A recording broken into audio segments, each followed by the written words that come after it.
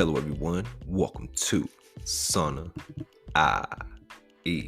I'm your host XO, and today we have a great episode for y'all. Happy Monday, man.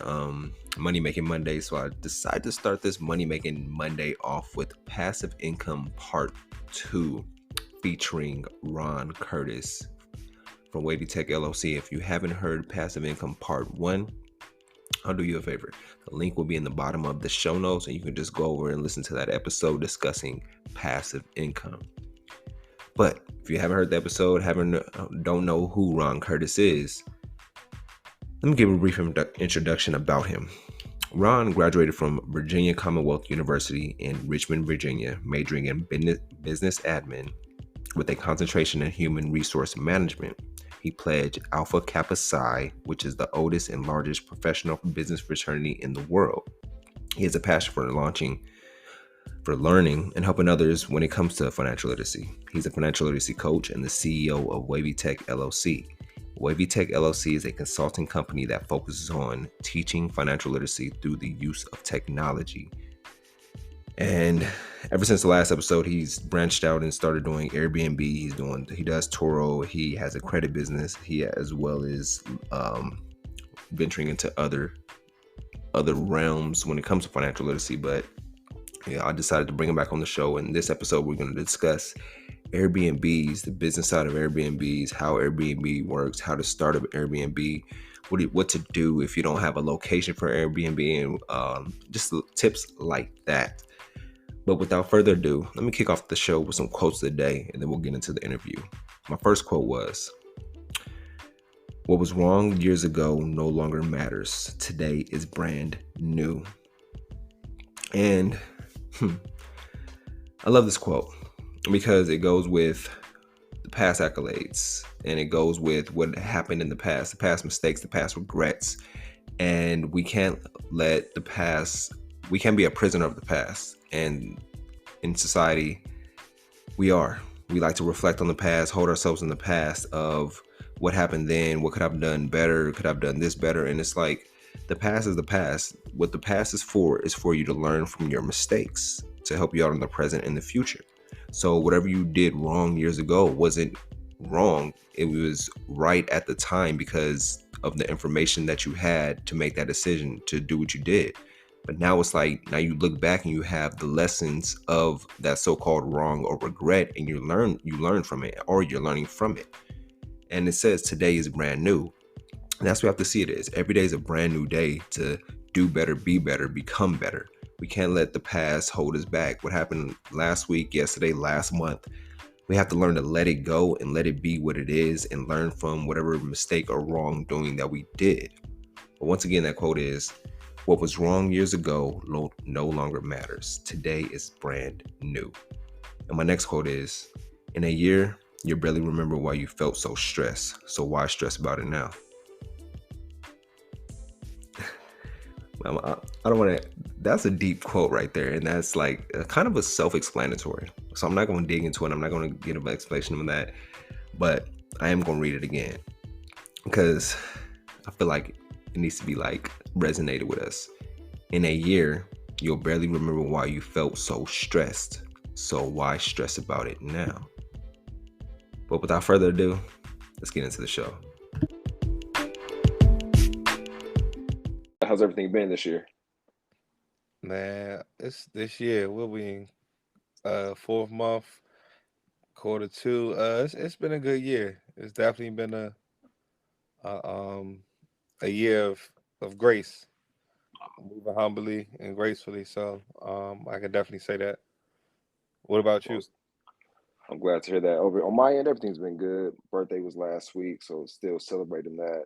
Spent time with the family, went out to eat. Really working on getting into a new venture. I know last time I was talking about doing vending machines. Now I'm about to get into the whole vending machine aspect, looking for locations as we speak. So that's like the biggest thing that I'm working on right now. Besides the podcast, getting everything constructed and working on doing more YouTube videos, getting the visual aspect of the podcast instead of the audio. Oh yeah, that's dope. That's dope. I used to dabble in vending machines, so if you had any questions about that, I could definitely help you with that too.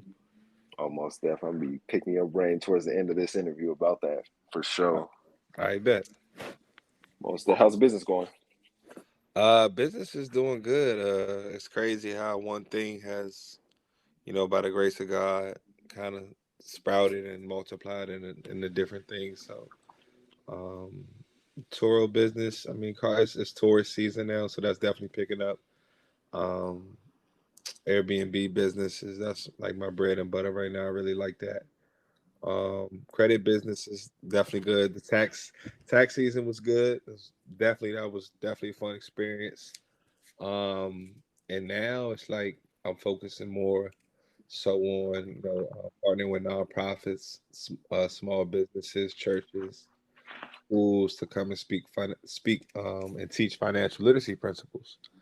And I've had some paid workshops, so that's definitely intriguing to a whole nother business inside of a business. So yeah, man, I've been blessed. I just been still holding it down in 9 to 5preneur life.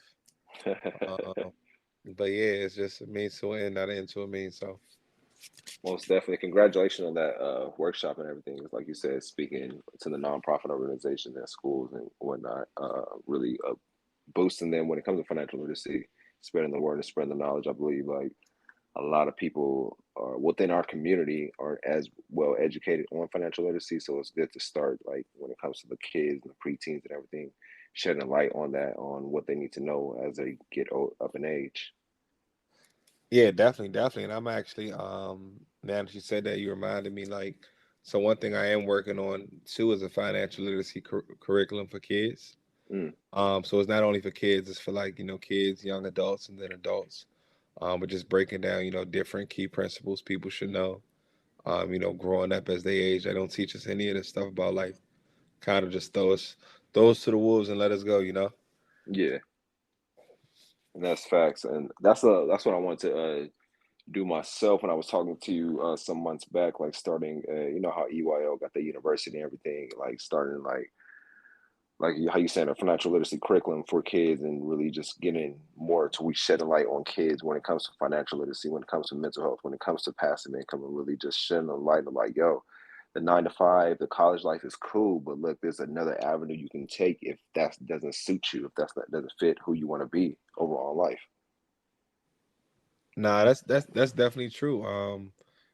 And that's why I feel like it's my passion to teach. And I actually have a business called Financial Lit University. That's so what a coincidence that you said that. But That's dope. that's my goal, like to be your one-stop shop for all things financial literacy. I'm not an expert, but just in the space, in the rooms, and the people that I'm connecting with, I'm one phone call away to get you to somebody that that can take care of you. So that's my passion, teaching financial literacy, pretty much. I got you, and I love that too. Appreciate you taking your time out to really like educating people when it comes to financial literacy. I know we all learn differently when it comes to finances and the ways to use money. We all grow up in different environments and adapt differently when it comes to money and whatnot. So you taking the time out and really educating people on the purpose of money, on the value of money, especially nowadays with inflation going up. Seems like the dollar is not even worth a dollar anymore, especially like $20 as well. Yeah, they say the $20 $50 bill, the new 20. I believe it. Feel like it costs $100 to go outside and breathe. Like it's crazy. Man, But that's why you gotta keep your cash flowing. You gotta keep having that cash flow coming in. You gotta invest in assets because even if we're working harder, we're not getting paid more. You and know, that's price facts. going up, but our salaries or our wages aren't. So some gotta give. That's facts, and that's what that leads me to my next question, which is, what does passive income mean to you? Okay, well, I mean, it's levels of passive income, but what passive income means to me, it means that you do the work, you put in the work one time, you do the project one time, the renovation one time, the asset buying process one time. You set up your systems and your processes in place so you can automate and delegate, people, software, systems to handle certain tasks in your business. Hmm. And at that point, you get the wheel turning, you have an efficient system running, and now all you have to do is oversee your passive income. Mm. You know, the wheel might get messed up every now and then. You got to step in, keep it going. But so that's my idea of passive income. Like you gotta work, you gotta put some work in. Like nothing in life ain't free. Work ain't hard. Like so you got to do some aspect of working. But I like working smart and not Okay. working hard. So if I can think of a way to make something pay me, I'll definitely just stay in back and just oversee it. So that's that's my definition. Most definitely. I like that definition too. Like you say, you got to work for something to get something. Nothing won't be handed to you. They ain't gonna come knock on your door like, "Hey, here's $10,000. Here's $100,000." Like, now you got to work for it. Especially keeping it coming passively when it comes to anything. And I know, like, you missed the passive income in my eyes, and like you said, you ventured from doing the vending machines to Turo to Airbnb. What made you get started doing Airbnb? So I've always been infatuated with the concept of owning real estate Hmm. and being a real estate investor. So I think even right out of college, I had all my friends set them down and say, "Y'all, let's all put up this money. Let's do this program called NACA. Let's all get a 4 unit building, live in it, rent it out, rinse and repeat." Right?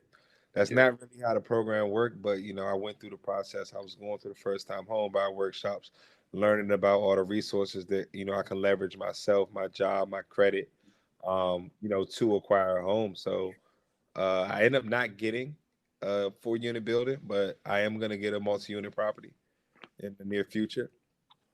But with that being said, I still had, my aspirations of kind of being a landlord or being able to collect rent. One thing I've always learned, with all the different books that I've read or podcasts or, mentors that I listen to, they all say that real estate is, a way to financial freedom. So I do it to be financially free. Airbnb is amazing. Like the way that you're literally flipping nights. You're like a hotel, literally, and you can set your own prices. You can set your own cleaning prices. You can set up systems to automate everything for you. And at that point, you just scale. It's economy of scale. At that point, how fast do you want to scale? How big do you want to scale? How much risk do you want to take? So I really like the Airbnb business and the business model that I'm going with. I got you. I got you. And I like that too. I know for us on the outside who's not on the business side of Airbnb, we just like look at the pictures of the Airbnb, then we book it, send the money and stuff like that. But how would you describe the business side from the host side of Airbnb to us? From the host side, I mean, I guess it's all about business is a two-way street, right? So like you said, you guys see the pictures, you book it, you got a safe place where you can stay. You guys, it's a business transaction, you leave, but at the same time, I think you have to know who your target market is as a host. Mm. So, you got to know what your niche is. What type of people do you want there? Do you want, young college kids who party and smoke and drink, or do you want, people who are affluent, who have disposable income, invest in different things and stage in your property to make it attract that different type of client, right? And at that point, as long as you let them enjoy their stay, you give them a clean place, you have it described as it is. A lot of times people just enjoy their space and they don't have any other problems. Leave you a good review, and you're pretty much your listing benefits from that. So I say just treat people with respect. If they run into any issues, you definitely have to communicate with them. Airbnb grades you on 5 major points. One of them is your check-in process, your cleanliness, your communication, the value of what they paid, and then a location. So Okay. you can just be transparent on your list, and so that nobody walks into surprises. That'll kind of help you out.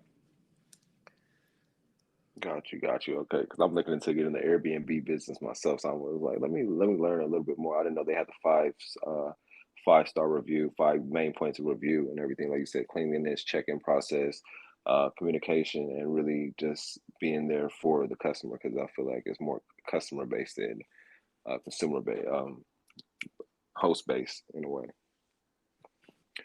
And from your perspective, what are like the pros and cons of Airbnb? Um, the pros is the ability, the cash flow. Okay. It's not too many business models where you can invest, this $10,000, give or sake. and get a property up and running, and make your money back within depending on the season, possibly within the first 3 to 6 months. So and then after that, everything's cash flowing. So, but it all depends. It's a couple different business models. Like you can do some called rental arbitrage, where you like go find a property that'll allow you to rent their property out and put it on Airbnb, or you can rent out like rooms inside of your home. So that, I guess, that all depends back to your niche, your target market. Then also, how much revenue do you want to make with that property? Mm, mm, mm. I love it. I love it. Any cons in your perspective? Cons. I haven't really ran into any cons. I get no. I would say the one con in the business that I have right now is actually not having enough units. Oh, okay. So when you have bigger units that have more rooms, more beds, things like that, you can make more revenue. So like me, for an example, I converted my basement into a one-bedroom apartment, and last month that paid my mortgage and all my home expenses, right? So at the same time, if I had a two-bedroom, two-bathroom down there, whoa, I could have like maybe made what I made in 2 weeks at my job. Mm-hmm. Or if I had another one-bedroom, one-bathroom, I could have made that same money. So that's how my mind's starting to think. I also manage people's Airbnbs. Oh, that's So dope. so based on the business model and all the lessons I've learned since I've been in the game, all the research, everything, I partner with people who have listings or who have properties and want to list them. I manage the property for them for a percentage, and pretty much they don't do anything but collect the check at the end of the month. So I think that's my idea of passive income, doing Yeah. absolutely nothing, delegating and getting paid. So it's two ways. That's pretty much two ways that I make money in the business. That's interesting. I didn't know that you can manage other people's Airbnb properties, and that's a great, like you said, a passive income to where you just manage it, just probably posting it on websites or promoting it, and then getting the bookings from people and getting your percentage out of it, where you're not doing as much as the other hosts, which is interesting. You say you guys get paid at the end of the month, so it's just like one lump sum at the end of the month, or can it be like weekly or bi-weekly? How does that go? So it all depends on what your agreement is with your client, right? So some people, and so some instances you can control the money, so all the money can come to you and you disperse it at the end of the month, right? That Hmm. depends on the trust factor between the two, right? Or it could be a scenario where they say, hey, we'll pay you out after every booking, or we'll pay you out at the end of the month. Okay. Um, so it just all depends on what your bargain agreements is, what goes on when you guys are negotiating those terms. Um, it's definitely work associated with it. Don't get me wrong, but if you put systems and stuff in place that allow you to duplicate yourself in a sense, you can definitely scale, I believe, faster like this, as opposed to scaling with multiple units. But you can also use the cash flow from this because there's no overhead, right? You have very low expenses, um, Okay. very low risk, very low liability as well.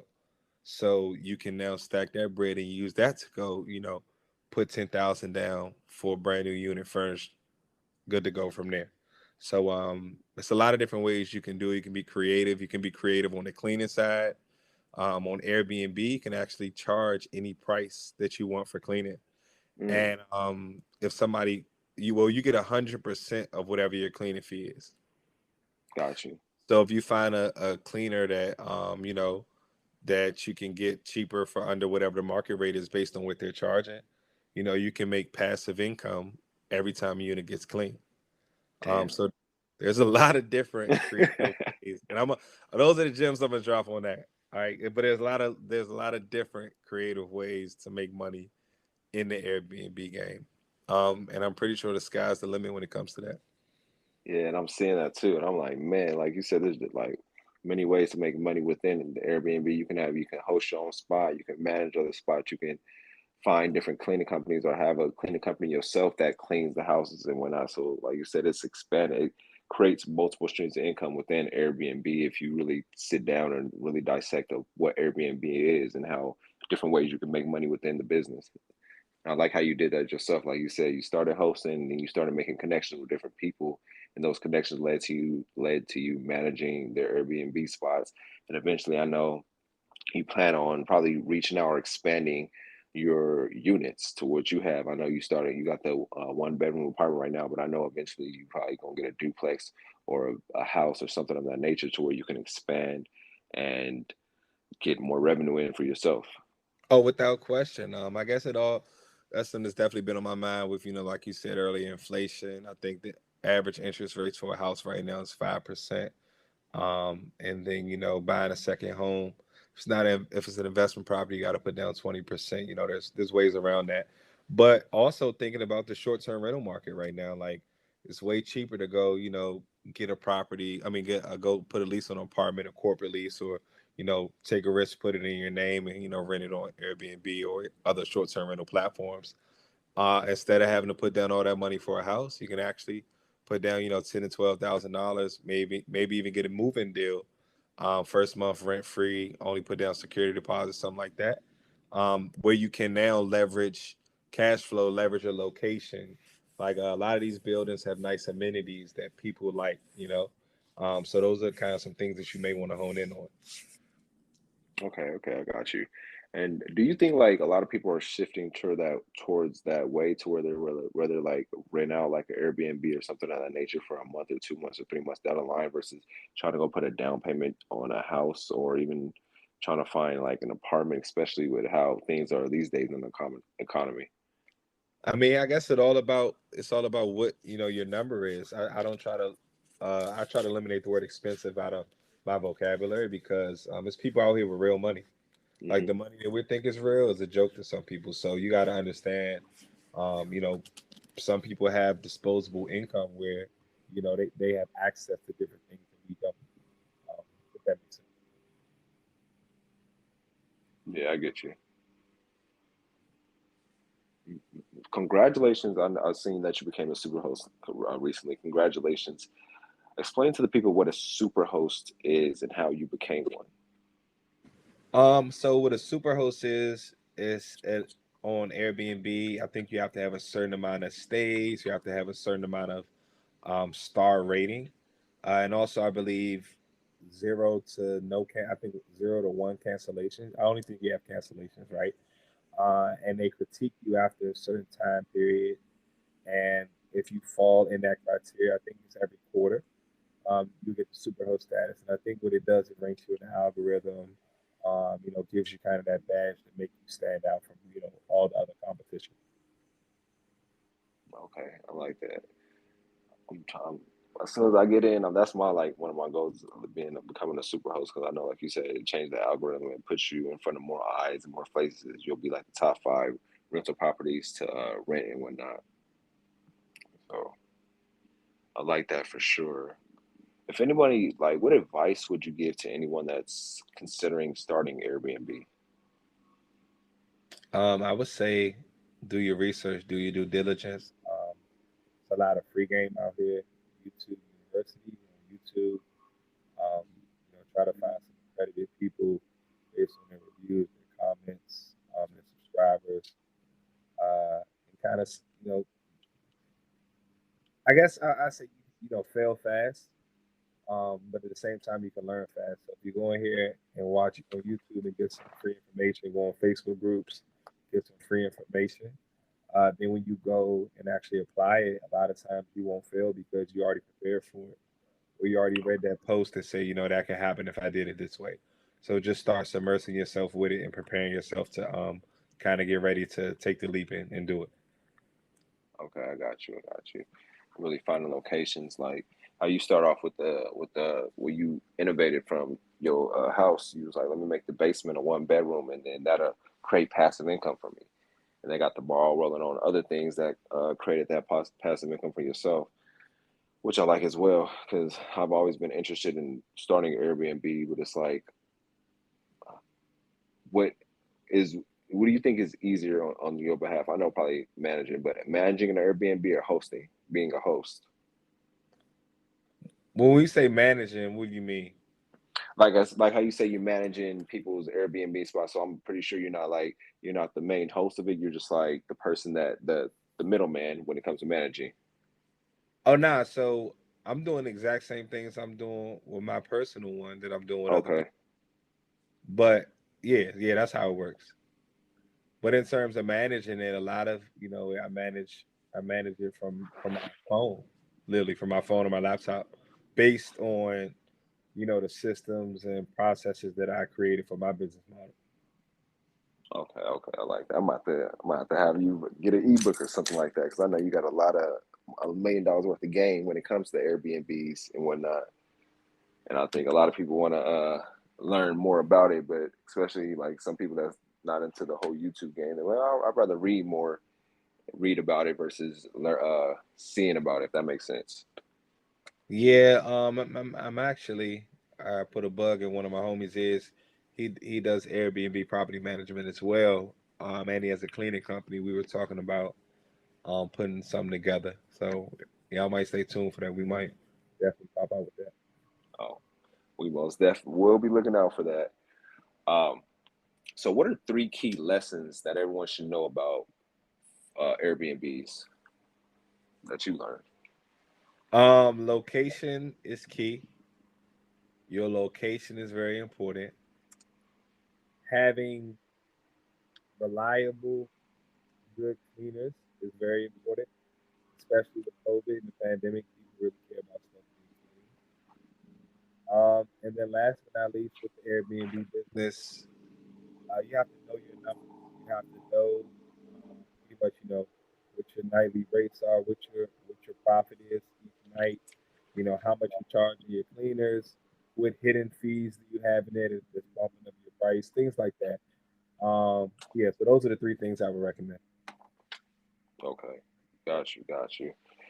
I'm writing those down as we speak because I'm trying to make sure I got every base covered when I eventually do start, especially having reliable cleaning service, especially like you said during the pandemic, everybody is on next to loves everything clean and whatnot. Nobody wants no dirty atmosphere or anything like that, especially as well as knowing the numbers too with the business because overall you got to know the area that you're in, location.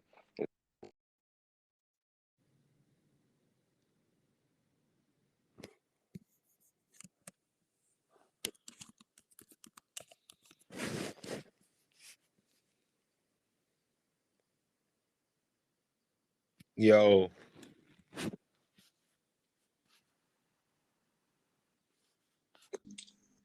yo, you there? What?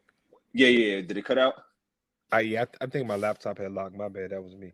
Okay, for sure, for sure. I think we was like it would probably cut out when you was talking about the three keys of Airbnb.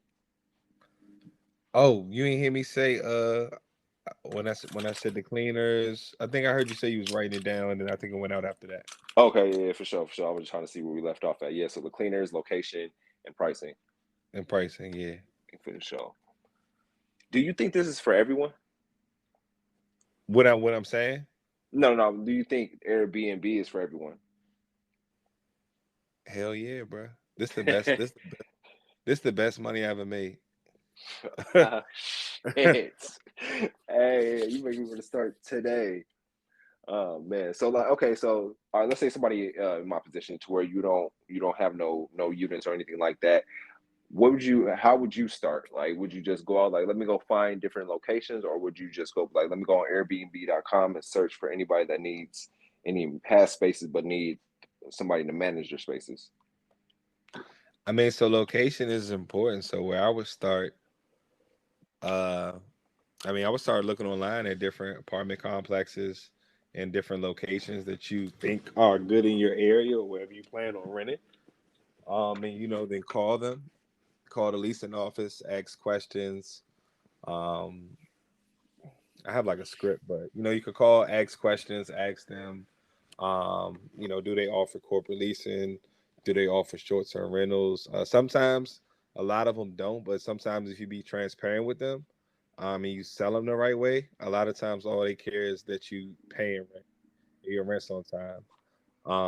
So if you do it that way, I just recommend being fully transparent. You can find like a landlord who owns a house that's trying to rent out their house.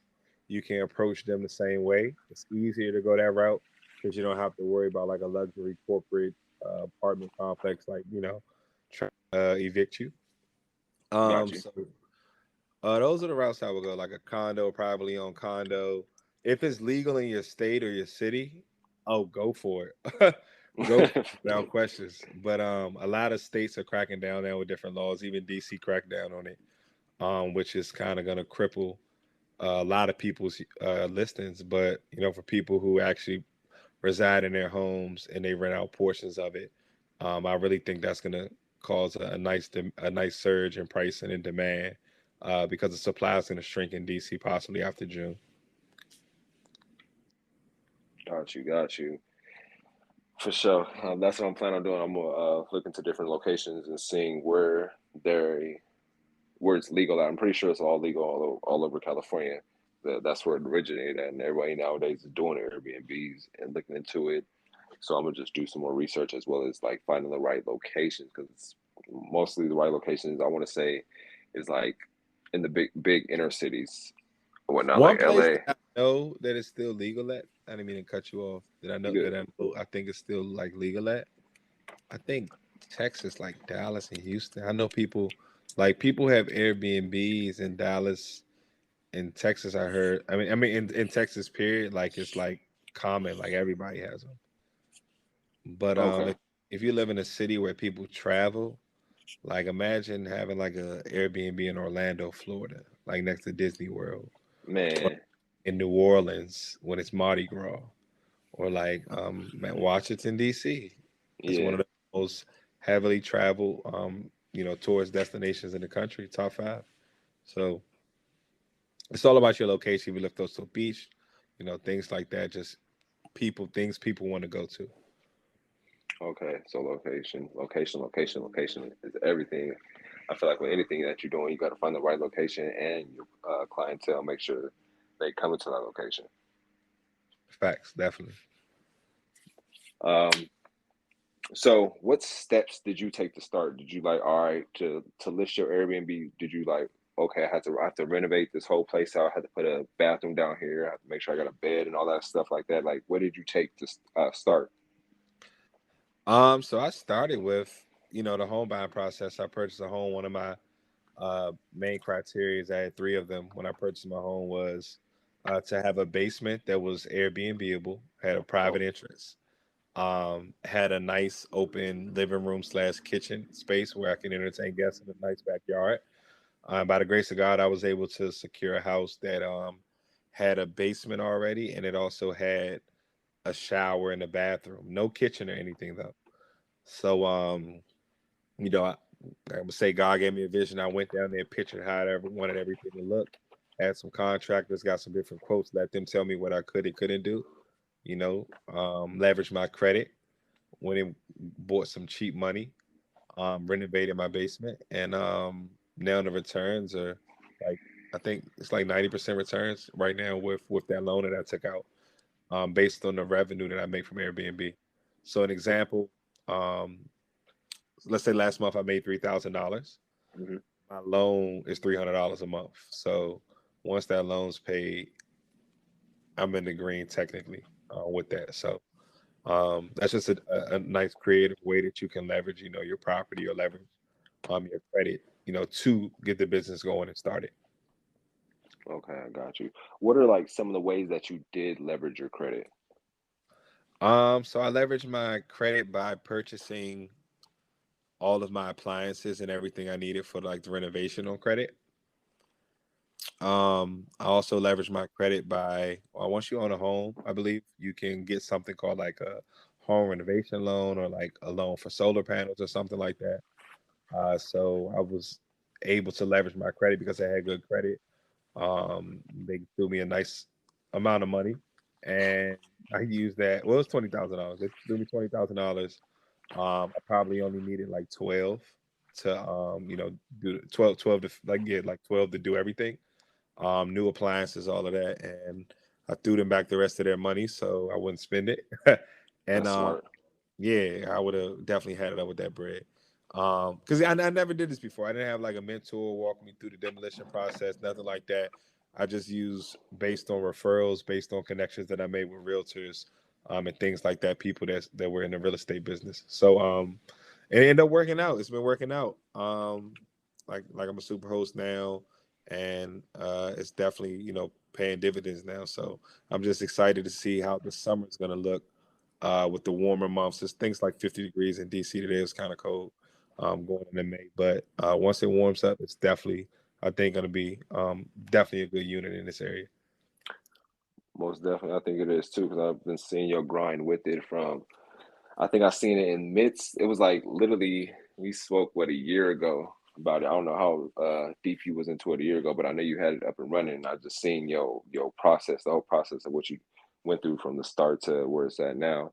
And I'm like, dang, my dude really been grinding with it, and you really been doing your research, covering your bases on every aspect of it. Because like you said, you started with the one bedroom apartment, but you're going to venture out and eventually have multiple units, and you're managing people now. You're a super host, and all that's inspiring to me. I'm like, all right, I'm gonna have to have my guy mentor me on this game when it comes to this. Yeah, I got you, man. We could definitely lock in. Yeah, and like I said, I've done a few other things too. So I've actually been thinking about a mentorship. Like I was like, man, how many like 10 people in a mentorship?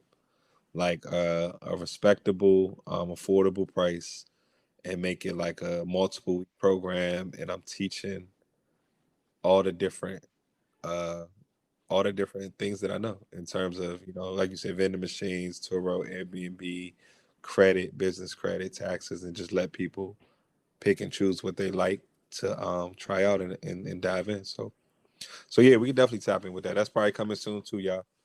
It's Most just gotta it's one of us only one if it's so much I want to do, but it's only one of me, so I definitely gotta choose where I divert my energy to do different things. But uh coming soon, definitely. most definitely, I believe it too, because like I know you got a lot of plans yourself, and I'm gonna be here to help, especially all the knowledge that you've received over the years. So I know you want to give back to people, and that's the number one thing. It's like in this generation, some people get the information and just want to keep it to themselves, and it's like it's not about that. The information you got and you're receiving, you have to really spread it other to others, because that's what God gave you that information for. It's like I'm giving you this vision, but share this vision with other people so you can help them out too. So it's just not all about you. Exactly. It's enough out here for all of us to eat. And I think the sooner people realize that, the easier life would be. But like you said, God gave me this gift to keep sharing, and like I'm not really big on withholding information, especially when it could change people's lives. And that's facts. What would you tell anybody that's like afraid to take out a loan? Because like with the whole loan process, people like they want to do it, but it's like they have that hesitation because like, what if I don't have the money to pay it back, or what, or the questions that come behind taking out loans. So I mean, first thing I would say was just definitely understand like how the loan process works. So, then to kind of break it down, get the skinny. So banks make money off interest. And when you take out a loan, you get a certain interest rate, right? So your interest rate is determined by what your credit score is. So if you have a low credit score, that means that loan is going to be very expensive to you because you're going to be paying a lot more money back. So let's say you take out 20,000 if you have a horrible, or not even horrible. Let's say you have a fair slash bad credit score, you may be paying back 28 by the time it's all done, Hmm. as opposed to somebody who had a high credit score that may be paying back 22. So that's the first thing you need to understand. That's the same thing with car loans. Your car isn't the 40,000. The loan is 40,000 in the interest rate. So to kind of recap, the two biggest things is your interest rate and your credit score. Okay, and that's what I discussed on last two episodes. I was discussing about debt and how like you said, interest rate and credit score really applies to when it comes to taking out loans and the loans that's against you. So let's say somebody has like a perfect credit score, 800 credit score. Do they still get that interest rate applied to them? Which interest rate? The interest rate of a loan. Let's say you have an 800 credit score and you're trying to take out a loan to get your whole renovation started for the house, and you don't own a house, but in that process. So yeah, I mean, a lot of times in the home buying process, if you have an 800 credit score, I mean, unless you're in a program where you could buy down your interest rate, you're just going to get more than likely the best interest rate on the market for that day based on whatever banks you go to. It's not like you're going to get 0% down. I mean, 0% money. Okay. I mean, my bad, 0% interest. But like with a car, I've seen cars at 0% interest, but sometimes it has to be a brand new car over a certain amount of months. Or you can like have a 3% interest rate with zero money down because of your credit, right? Yeah. Um, so that's a big way that you can do it with cars. Well, homes, a lot of times you got to put down at least 3% unless you're in a program, or 20% if it's an investment property, or 3.5 if it's FHA or conventional. But yeah, so that's pretty much how that works. Got you. So I'm gonna have to look into that myself and really hope everybody's tuning in and not afraid to take out them loans, because I feel like loans are like there to help you in a way if you use them in the right way. If you take out that loan, like most people take out car loans, but when it comes to housing, starting up a housing or even starting up a business, taking out that business loan and really utilizing it and seeing what you're gonna do with that money, not just like, oh, I'm gonna get a 10,000 loan and not know what you're doing with that money. Have a plan for the money before you get it. Yeah, you definitely want to have a play for the dollars, definitely. And yeah, that's another thing. Before you take out a loan, know how you're gonna flip that money or know what you're gonna use it for. So like if you about to take out a $20,000 loan for a car because you want to rent it on Turo, run the numbers. What's your monthly payment gonna be? What's your insurance gonna be? How much you gonna save for maintenance? And then go and see how much you can actually make based on what that car is rented for. If the numbers don't add up, don't get that car. And that's pretty much what any property or any short term rental unit, things like that. Most definitely. I appreciate that. What are your goals when it comes to Airbnb? Like, what do you like 5 years from now? What do you want to be in the Airbnb game or That's crazy. business? I actually did the numbers today. I did the numbers today. So initially, you want like a cliche number, like I want $10,000.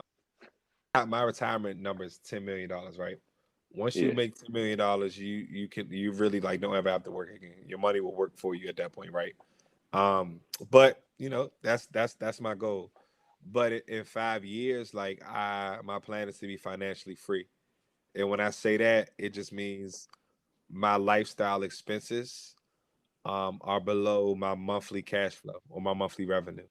Hmm. So operate my life like a business, like how I'm learning how to operate, my businesses. Operate my life the same way, because as long as I make more than I spend and I can live the quality of life that I need, I can retire. Mm, I like Um, that. so yeah. No, I like that for real. Like I was gonna ask you too if your number was still 10 million, especially Oh, with my bad. So it's actually smaller. My bad. I'm sorry, I forgot. So that's the interesting thing. So I did the numbers today.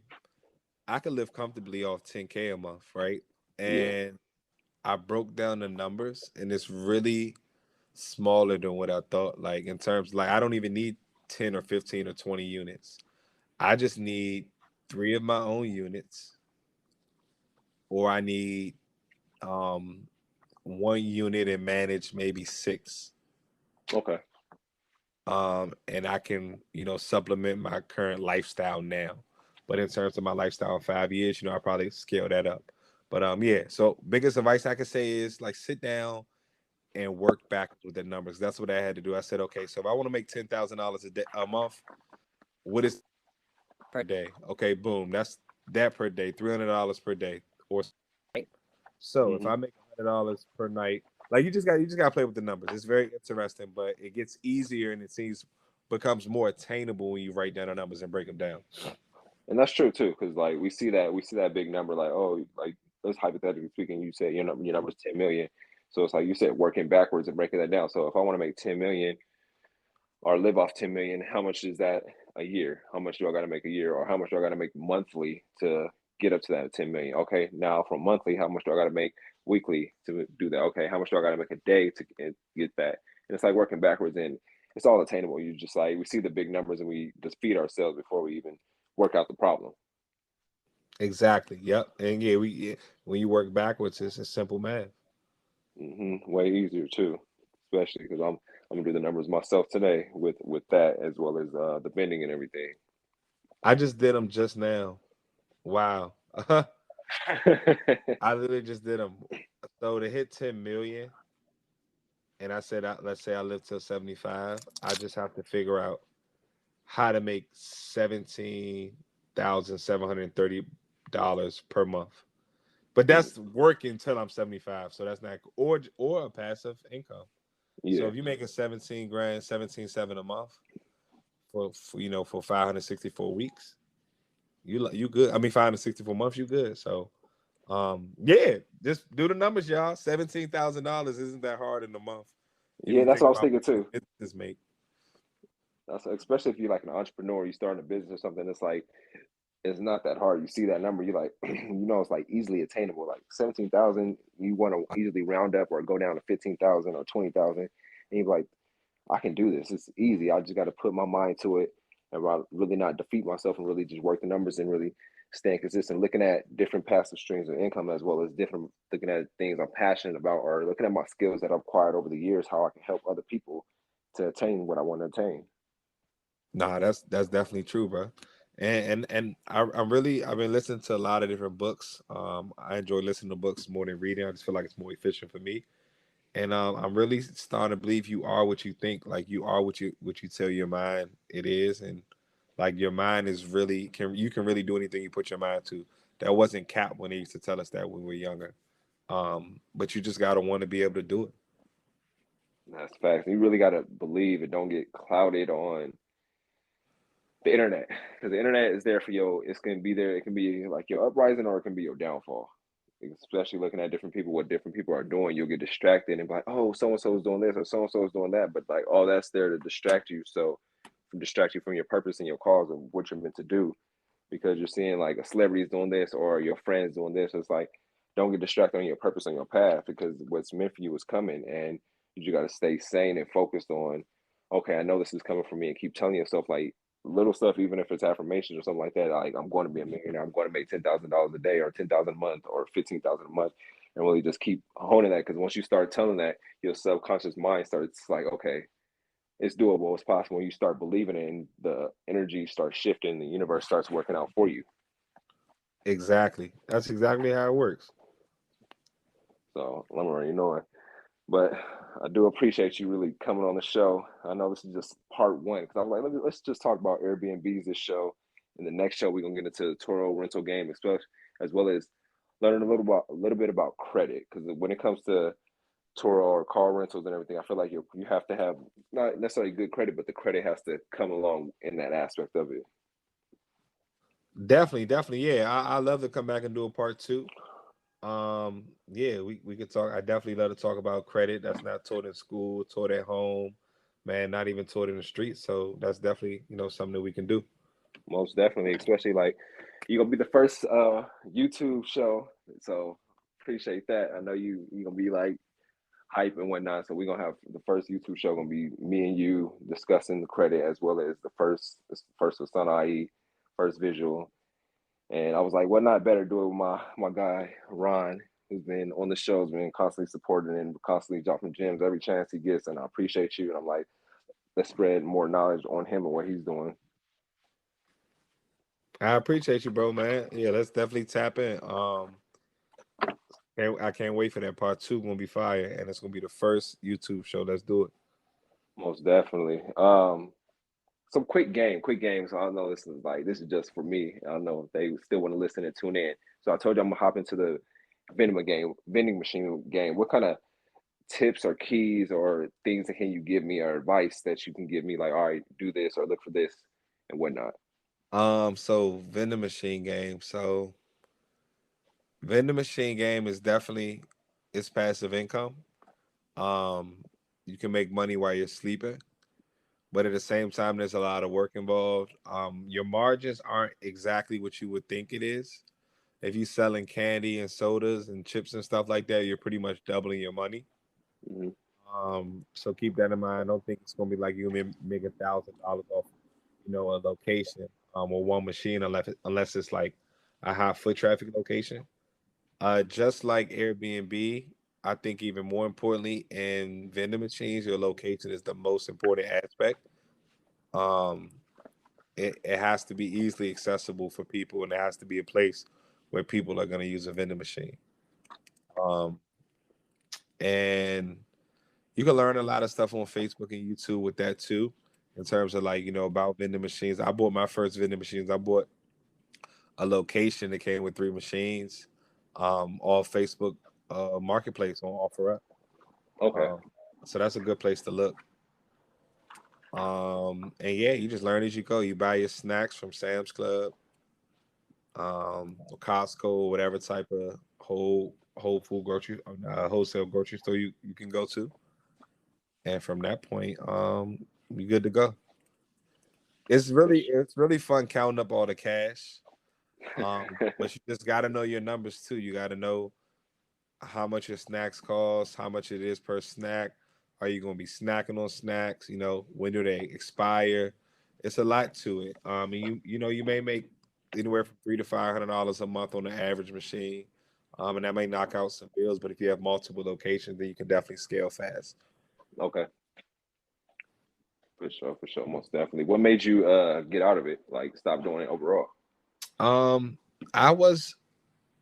didn't necessarily get out of it. I had got kind of I say pushed out of it. So a location that I had, it was a federal government building, downtown DC, amazing location.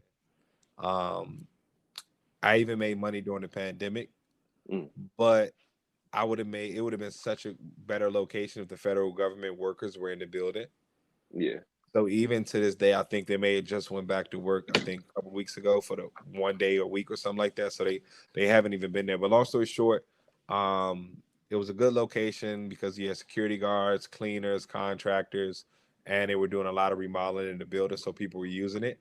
But they remodeled the kitchen, and the vending machines that I had purchased from the company, they had that contract with them established for a lot of years. And maybe 9 months into it, the building hit me up and said they wanted me to replace the machines to get brand new, like state-of-the-art machines for their brand new kitchen when the workers come back to work. And in my mind, I'm like, I'm not about to buy no $3,000-$4,000 vending machines for y'all.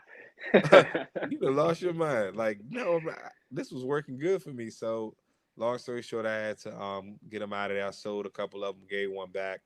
So yeah, it was a cool part. And then I started consulting with vending machines. So I had a guy who was a vending machine location finder. So he would find people locations all over the country. I think I probably got like 7 to 8 people placed all over the country last year at different locations. Just by connecting him with him, and then actually helping them get started. So it's fun. It's definitely fun. It's definitely great for the kids. It's a great first business to try too. And then you start tracking your money, and the money starts stacking up. Most definitely, for sure. I'm gonna do my little research. I'm gonna get into it myself. I'm already taking steps right now, cold calling different locations and looking for a location as we speak. But yeah, I appreciate the tips. I'm for sure gonna be picking your brain more about it as I get deeper into it. But I just want to thank you for coming on today's show, coming on the episode. Every time we come on, I feel like you always dropping gems, always giving me new knowledge about business, credit, passive income, and all that. And I'm just like grateful for you and everything that you're doing over there in DC, and just spreading knowledge. And anybody that you meet, you're making more impact. You're inspiring people and motivating people. From my perspective, I know you're doing it, and you just keep grinding and moving on up every time I see you. And I appreciate you. I appreciate you too, bro, man. We gonna be locked in, so don't even trip. Thanks again for having me on the show. And again, I'm looking for I'm looking forward for part 2. Oh yeah, most definitely. That's gonna be another classic. Facts, definitely. But for sure, I got you. I appreciate you, man. Enjoy your day. I'll talk to you soon. All right, you too, bro. I'll talk to you. Thank you. You're welcome.